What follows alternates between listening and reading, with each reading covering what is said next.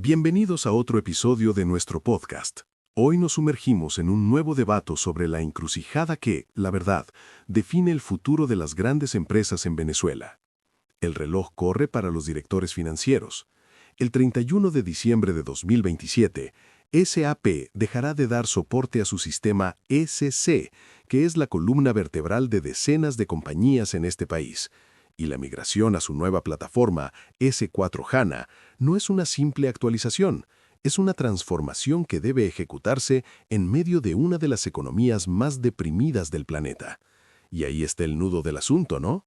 La pregunta que cualquier CFO en Caracas se está haciendo ahora mismo ¿es este el momento de arrancar con un proyecto millonario, con los riesgos del entorno, para estar a la vanguardia tecnológica?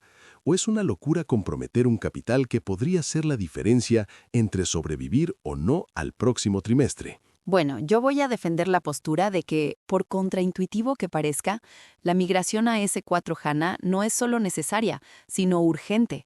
Argumentaré que la inacción es en realidad el mayor riesgo de todos, y que las herramientas para financiarlo existen si se sabe dónde buscar. Y yo, por mi parte, sostendré que la prudencia es la única estrategia sensata. En un entorno donde la incertidumbre es la única constante, proteger la caja es la prioridad número 1, 2 y 3. Lanzarse a una inversión de esta magnitud, bueno, podría ser un error del que no hay vuelta atrás. 2027 no va a cambiar por la situación de Venezuela. Seguir esperando más allá de enero de 2026 para empezar es literalmente una receta para el desastre. Imagina la demanda global de consultores SAP hacia finales del año. Los pocos expertos que quedan en el país van a estar copados y los costos de traer gente de afuera serán prohibitivos. Pero más allá de la logística, hablemos de supervivencia. En una economía con una inflación proyectada del 682%, las mejoras de S4HANA no son un lujo, son un chaleco salvavidas. La capacidad de reducir un cierre contable de 8 a 2.5 días suena a un detalle técnico, pero en Venezuela es la diferencia entre la vida y la muerte de un margen de ganancia. Esos 5 días y medio ganados significan que puedes reaccionar a una devaluación o a un aumento de costos de tu proveedor esta semana, no la que viene. Esperar una semana en Venezuela es como esperar un mes en una economía estable. Además, a nivel tecnológico, el cambio es radical con el Universal Journal. Para ponerlo en términos sencillos, es como un libro de contabilidad financiera y el de control de gestión en uno. Se acaban esas reconciliaciones interminables que hoy son un dolor de cabeza. Tienes una única fuente de verdad, algo invaluable en un país donde los datos confiables son un bien escaso. Y no olvidemos el capital de trabajo. Un sistema de planeación de materiales, el MRP, que corre un 91% más rápido, te permite optimizar tus inventarios de forma drástica, liberando un dinero que hoy está paralizado en un almacén, perdiendo valor cada día. Y sí, el crédito bancario es casi nulo, pero la Bolsa de Valores de Caracas ha demostrado ser una alternativa viable para capitalizarse sin quemar el flujo de caja operativo. La modernización en este contexto no es un gasto, es una inversión en la agilidad que necesitas para navegar la tormenta. Entiendo la lógica de la modernización, de verdad que la entiendo, pero mi perspectiva se ancla en la cruda realidad que vive una empresa venezolana día a día. Es profundamente arriesgado comprometer millones de dólares en software cuando las proyecciones económicas son tan aterradoras. El FMI habla de una contracción del 3% para 2026 y esa inflación del 682% que mencionas. Es un entorno de supervivencia, no de grandes proyectos de transformación. El obstáculo más grande y el que de verdad puede matar cualquier presupuesto es la gestión del tipo de cambio. Tenemos una brecha que ha llegado a superar el 30% entre el cambio oficial y el paralelo. Esto significa que una empresa necesita generar casi un tercio más de bolívares para pagar la misma licencia en dólares.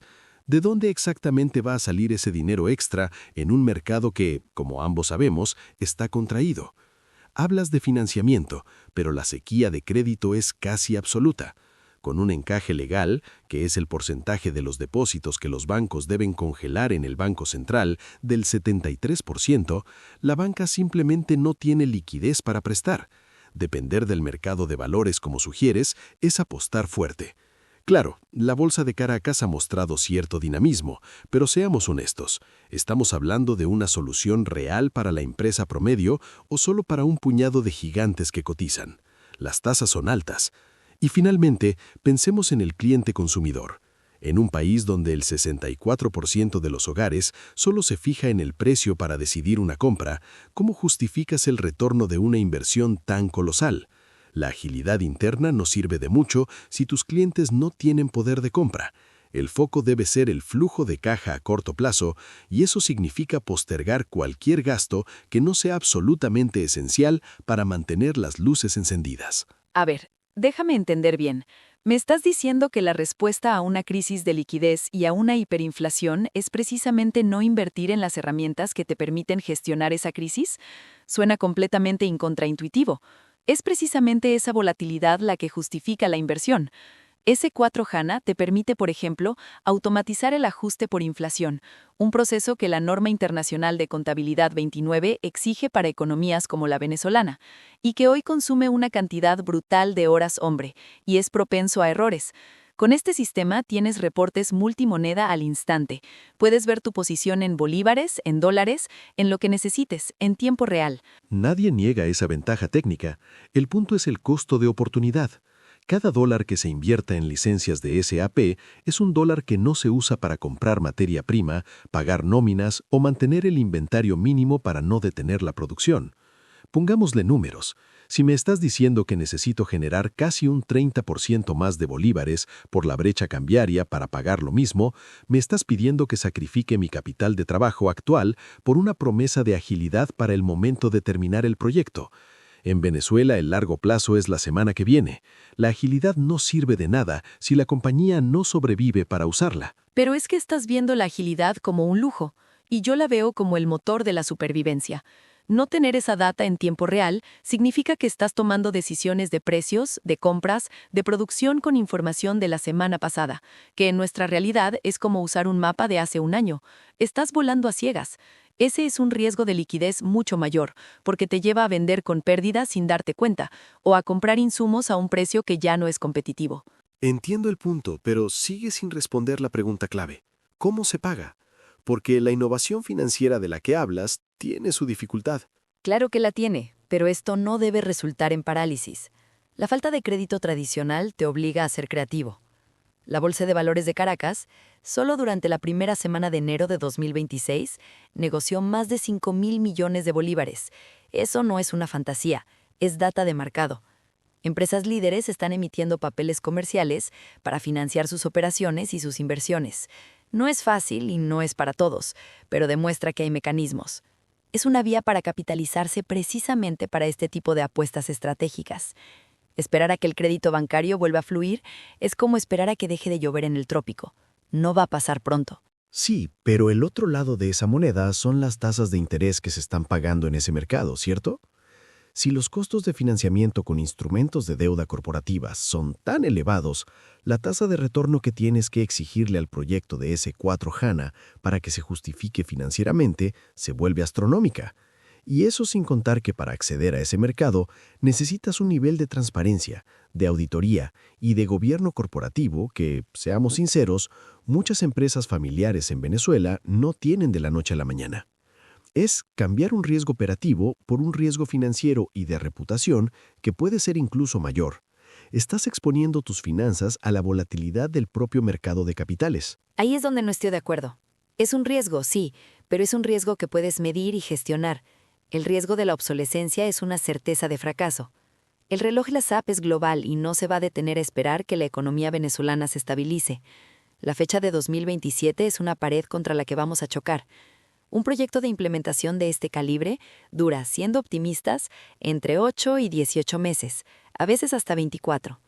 Si empiezas hoy, con suerte terminas justo a tiempo. Si esperas un año, ya es tarde. ¿Y los recursos para ejecutarlo? Exacto. Es que ese es mi principal argumento. En Venezuela sufrimos una fuga de cerebros brutal, sobre todo en el área tecnológica. Cada día que pasa hay menos consultores SAP cualificados en el país. Esperar solo agrava el problema. Si pospones la decisión a 2026 o 2027, no solo vas a competir con el resto del mundo por los mejores consultores, sino que muy probablemente tendrás que importar el talento de Colombia, México o Argentina, pagando honorarios internacionales en dólares, lo que añade todavía más presión a tu estructura de costos y al problema del tipo de cambio. Empezar ahora te permite asegurar a los pocos buenos equipos que quedan en el país a un costo relativamente más manejable. Es un argumento poderoso, no lo niego. La escasez de talento es real, pero eso me lleva a otro riesgo que me parece que estás subestimando, el geopolítico. La tendencia global y la que SAP está empujando con toda su fuerza es la nube. Soluciones como Rise with SAP, que de hecho extienden el soporte más allá de 2027 hasta 2030, son atractivas, pero implican un matrimonio a largo plazo con un proveedor internacional. A pesar de los desafíos, la evidencia apunta a que retrasar la migración es una estrategia perdedora a largo plazo. Las herramientas que te da S/4HANA para gestionar la inflación, la transparencia que impone el Universal Journal y la eficiencia que ganas con un MRP un 91% más rápido no son opcionales para competir en el entorno actual.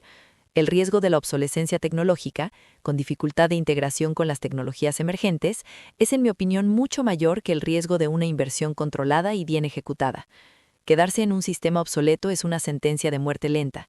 Es como decidir seguir navegando con mapas de papel cuando todos tus competidores usan GPS. Si bien nadie discute que el GPS es mejor que el mapa de papel, el contexto dicta la estrategia. Cuando estás en medio de un huracán, tu prioridad no es instalar un nuevo sistema de navegación, es evitar que el barco se hunda. La extrema volatilidad cambiaria, la ausencia de crédito real, un consumidor con el poder adquisitivo destrozado y la incertidumbre geopolítica conforman un panorama de riesgo elevado. Proteger el flujo de caja y la liquidez a corto plazo debe ser la máxima prioridad del CFO. Quizás la decisión correcta no es un sí o un no rotundo, sino una espera activa. Preparar el caso de negocio, evaluar proveedores, limpiar la data, pero no apretar el gatillo del gasto principal hasta que algunas variables clave, como la brecha cambiaria, muestren un mínimo de estabilidad. Comprometer un capital que puede ser vital para sobrevivir los próximos 6 meses es un lujo que pocas empresas pueden darse. Creo que ambos estamos de acuerdo en que no hay una respuesta fácil ni una solución libre de riesgo. El verdadero debate no es sobre si la modernización es necesaria, porque lo es, sino sobre el cuándo y sobre todo el cómo se acomete en un entorno tan hostil. Exactamente. La decisión final para el CFO venezolano trasciende un simple análisis de retorno de la inversión. Es una evaluación profunda del apetito de riesgo de su board directiva y de la capacidad organizacional para ejecutar un proyecto transformacional en medio de la tormenta. Elegir actuar ahora es una apuesta por la agilidad futura a costa de la seguridad presente. Elegir esperar es proteger el presente, pero arriesgándose a que el futuro te deje completamente fuera de juego. El material que hemos discutido hoy ofrece las claves para navegar esa decisión trascendental. Exacto. Gracias por haber llegado hasta este punto en nuestro episodio de hoy. A quienes estén interesados en recibir el estudio detallado y las fuentes, escríbanos y se lo haremos llegar.